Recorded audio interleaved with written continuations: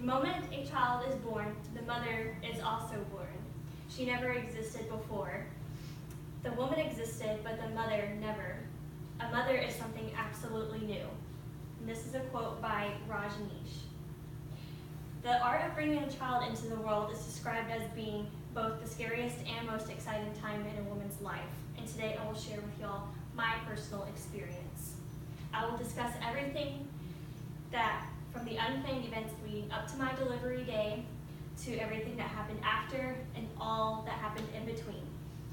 So the days leading up to the best day of my life were not what I was expecting. At my last doctor's appointment I made it to, my doctor told me he was unsure whether or not my baby was in the right position. So he ordered an ultrasound to confirm what he was thinking. And the ultrasound showed that my baby was breech, and my doctor was unsure if he'd be able to flip this late, and so I had to be scheduled for a C-section that following Tuesday. The day of my C-section arrived, and we had to be at the hospital super early for me to get prepped. Even though it was early and a weekday, our whole family took off work and were up there supporting us. I was so nervous the whole time, just thinking about that I was about to have surgery, and like, what if something bad happened? I was working myself up so much that I almost passed out getting the IV inserted. But after surviving the IV, my doctor came in to check the baby with the ultrasound one last time. And turns out he was able to flip. And now he was in the correct birthing position. And my doctor didn't want to do a C-section if it wasn't necessary, and so he sent me home. I was super upset that I wasn't going to be meeting my sweet boy that day, but I was also happy that I wasn't needing a C-section anymore. The next day, my doctor called me into the office to talk, and while I was there, he checked how dilated I was and checked the baby again, and he asked me if I wanted to be induced or if I wanted to wait. And I told him that I wanted to be induced to make sure that he was the doctor going to be delivering my baby. And so I was scheduled for an induction that following Friday.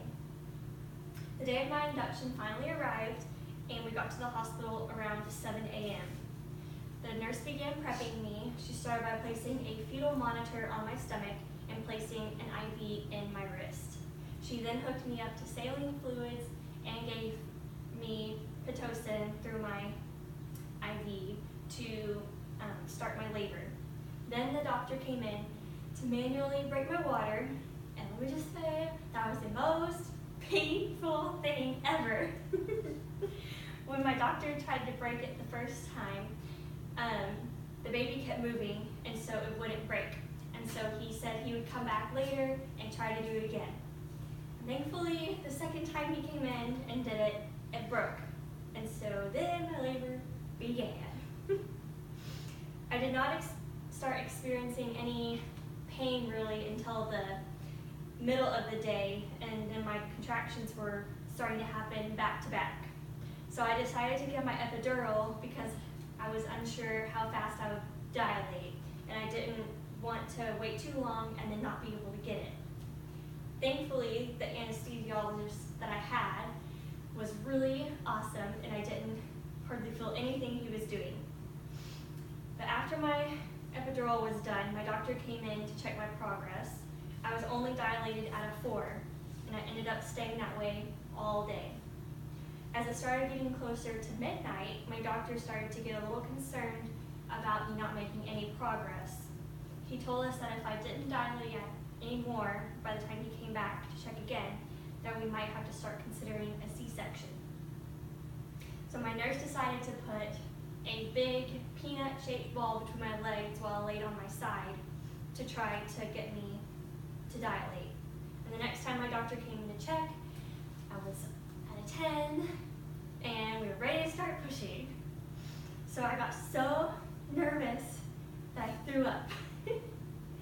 But I was so tired, and I didn't know how I was going to make it through pushing this baby out. But finally, at 5:11 a.m. on August 18th, weighing 7 pounds, 6 ounces, 9.5 inches long, my sweet boy was born. But shortly after the doctor put him on my chest, he started having trouble breathing, and they quickly took him and put him on the little baby warmer next to my bed.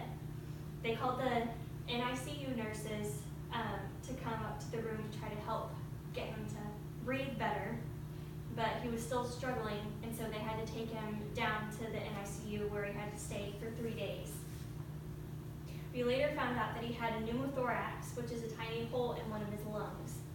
He had to be hooked up to saline fluids, and he had to be fed through a feeding tube. We were not able to hold him or do anything with him really for a long time because they said it was important for him to stay calm and not be disrupted so he won't breathe hard. It was the saddest thing ever, having to sit there and watch him be like that and not be able to hold him and comfort him. But he was a strong little boy, and he healed quickly, and we were finally able to take him home. And since the day we brought him home, he has been the happiest and healthiest boy and brightens everyone's day, and I'm so grateful to be his mom. So in conclusion, I shared with you all one of the most eventful and best days of my life. I discussed the major events that happened before, during, and after my little boy's arrival. And being able to experience and see what a woman's body can do to grow a little beautiful human was the best experience all of time. I am thankful that my body was able to do what it was supposed to do and gave me the greatest gift of all.